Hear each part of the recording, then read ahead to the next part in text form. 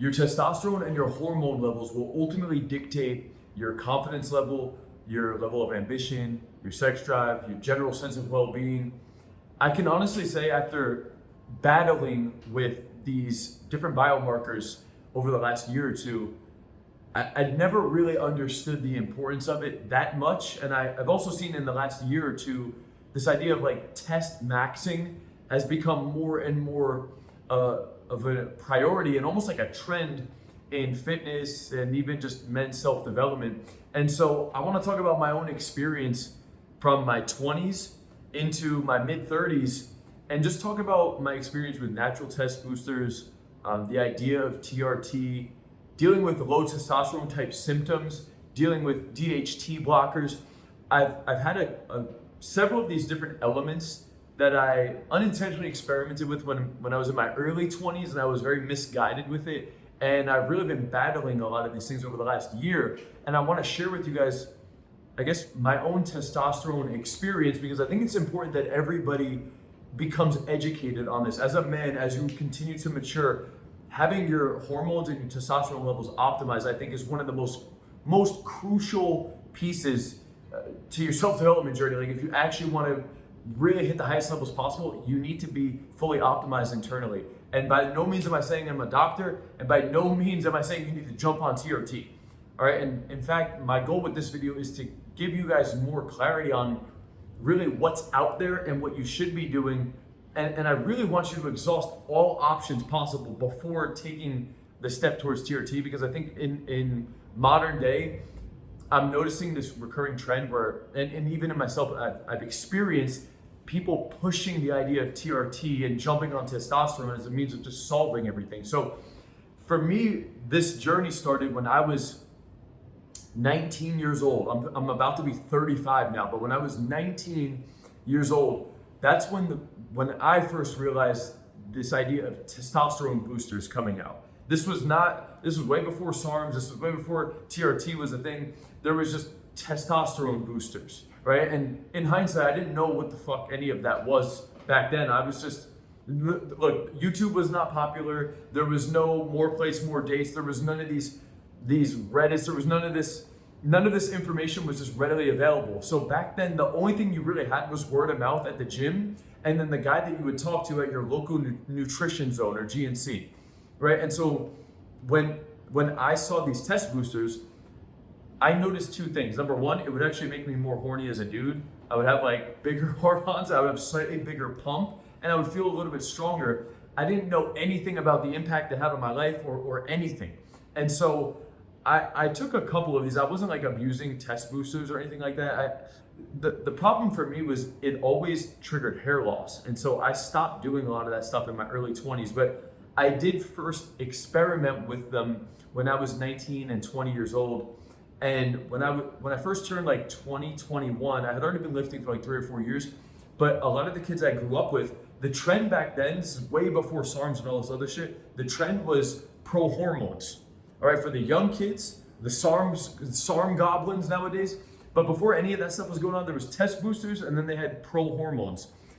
Something like Testosterone or Supremacy, and I don't even know. There was like a bunch of pro hormones that came out after all of that stuff. But when I was like 20, 21 years old, I actually did a cycle of this stuff, not even understanding anything about any of it all. It was just something that the guys at the local nutrition zone were like, yo, take this if you want to get big. My friends started doing all this stuff. I wanted to jump on it too. And so I did. And then I went on a garbage bulk, and I blew up to like 195 pounds. I was like the fattest I had ever been.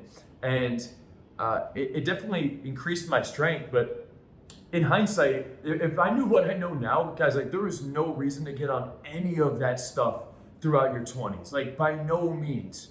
And it didn't completely destroy my test or anything like that, but what I can say is it definitely increased my hair loss. I just didn't realize it at the time because I had a full head of hair and I just wasn't even aware of hair loss. And so I did a pro hormone when I was like 20 or 21 years old. I don't even know how old I was. But what I did notice though, a couple things, honestly, my balls shrunk slightly off of it. They didn't get like super tight, but I remember my balls actually shrunk a little bit. And So it definitely had a negative impact on my hormone levels.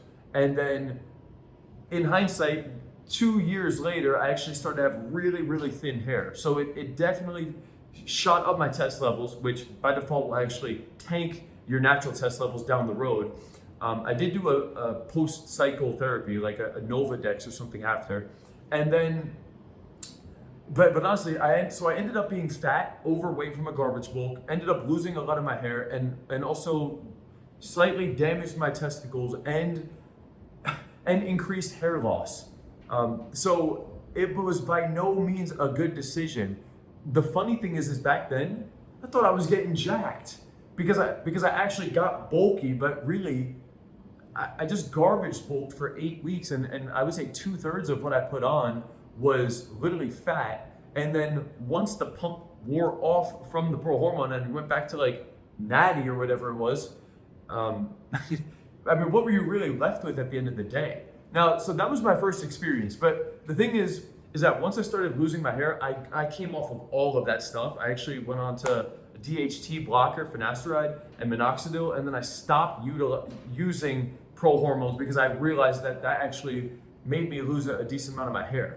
And so I guess you could say I was half natty. I had never done an injection or anything like that, but I did this thing for 8 weeks, and it really had more negatives than positives, right? Pro hormones were just like the worst thing you could do. It's just, again, back then, no YouTube, none of these studies were out where you could actually get educated on this stuff. And again, this is why I want to make this video, because there's so many of you guys out there that you'll see your friend doing this thing, whether it's actually injecting or taking some kind of pill or taking some kind of supplement. The fitness industry as a whole, they'll try to sell you on any type of supplementation, and you need to do your research. And if you're in your 20s, man, before you even think about doing anything, you need to ask yourself, have I actually been lifting hard as fuck for 10 years naturally?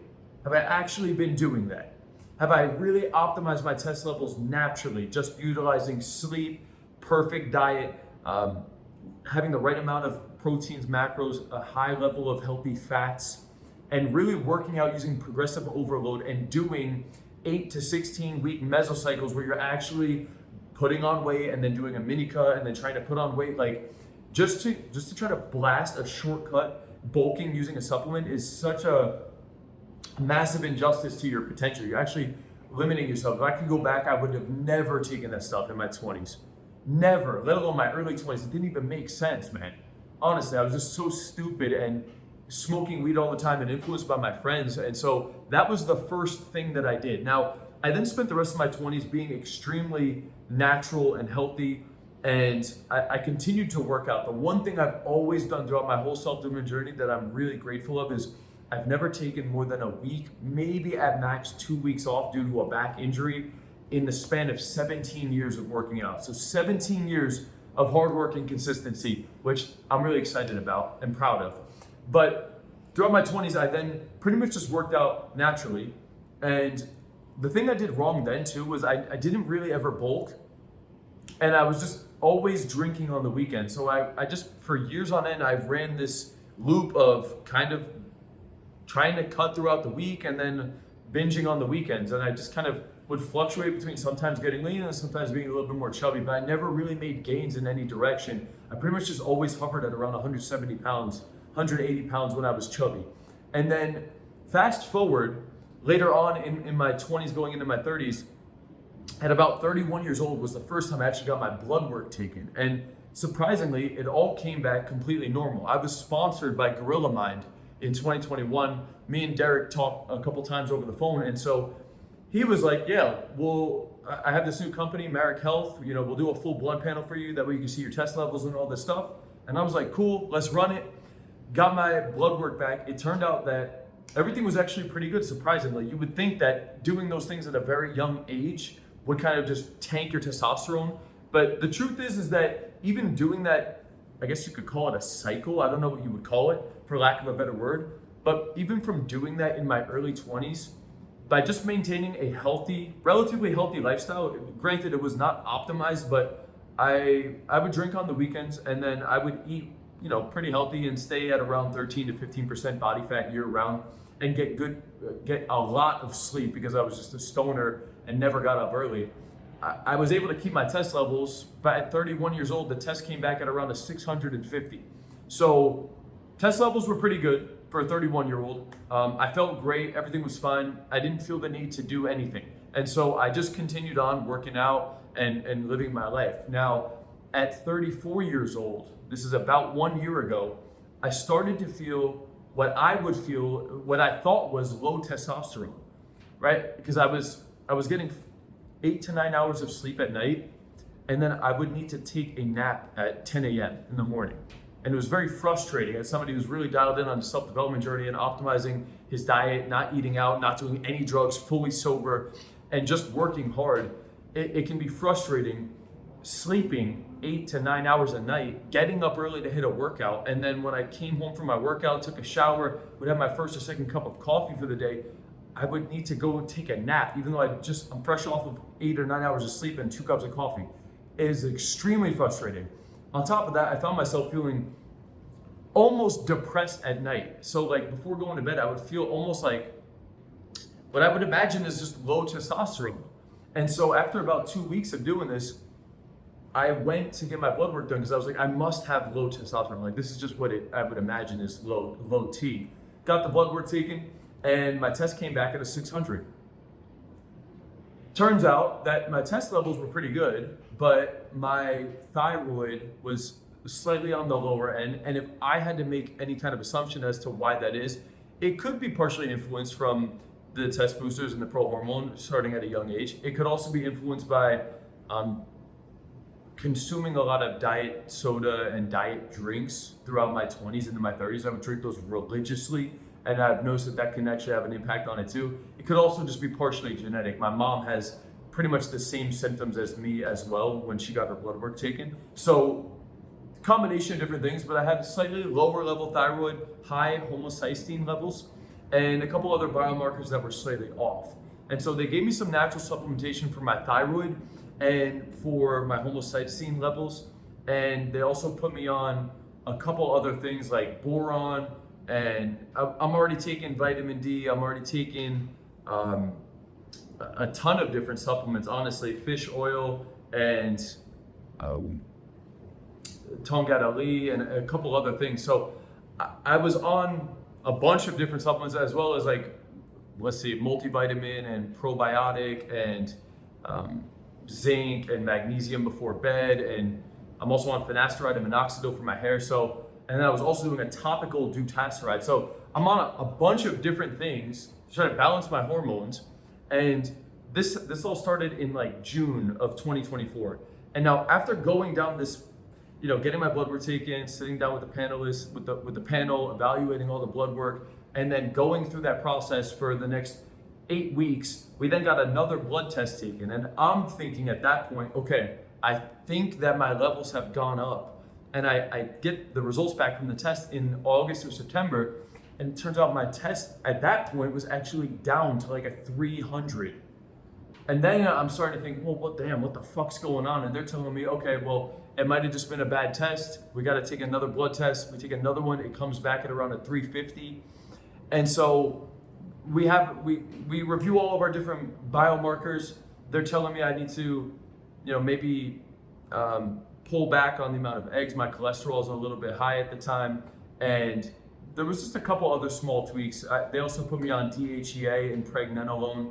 And I was also on an injectable L-carnitine. All right, so I'm just explaining to you guys all of the different supplements that I've been on while trying to have a perfect diet, while trying to optimize the hormones. And this was going on from like June all the way up until November of last year. And keep in mind, during this whole time, they're trying to push this idea on me that, well, you could just be, because you're about to be 35 years old, it is possible that you could just go on a low dose of testosterone if you wanted to try that out as well. And honestly, guys, I'm very hesitant to pull the trigger to go on to testosterone because I'm aware that once you actually get on it, it's going to be a lifelong journey, right? And so my perspective for anybody watching this is before you just pull the trigger and try to do these crazy supplements, don't make the mistake that I did in my early ages of doing this stuff without being properly educated or without really putting in the hard work for a decade first. That's really what it comes down to. I tried to cut a corner because I was young and naive and I didn't understand what the fuck was going on. It backfired on me, and literally I had to pay for that in a variety of different ways in terms of my weight gain, my hair loss. I guess you could say testicles impacted.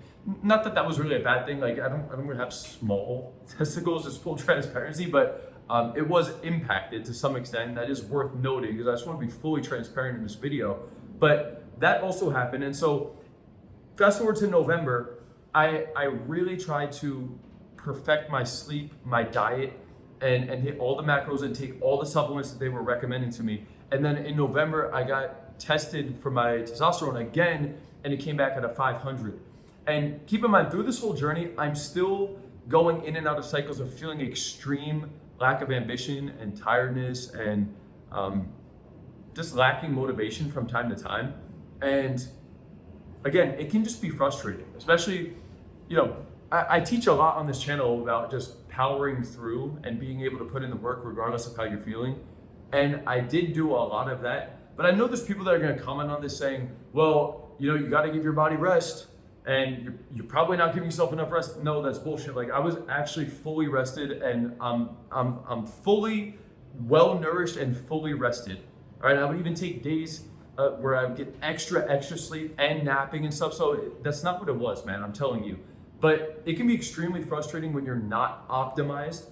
And I've seen a lot of clients over the years, a lot of guys that I've helped with their social skills, but I've also seen with some of these dudes that I can't help but think, man, this guy's got like really low T symptoms. I can just tell. I can tell by his lack of ambition and feeling mad, feeling just not like optimized, man. Because I know what it feels like when you're really optimized and like aggressive, not aggressive, but motivated and ambitious, right? There's a certain feeling to that.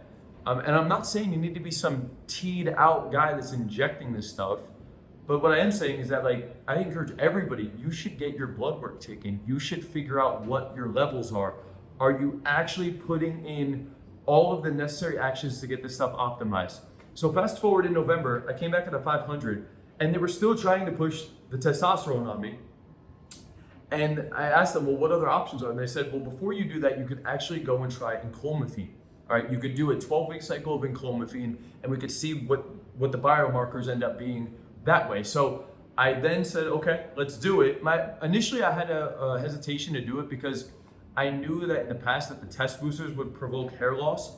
However, now I'm at a point where doing the topical dutasteride mixed with minoxidil has actually halted all hair loss. So even though doing the enclomiphene and like the Tongat Ali would previously make me go bald, I'm actually able to maintain all of my hair and go on those things. So I said, cool, let's run the enclomiphene. We're doing 12.5 milligrams a day, and I'm right at around 8 weeks at this point. And here's the thing, is that recently I found out, we just got a new blood test done, and my test is actually at a 697. 697.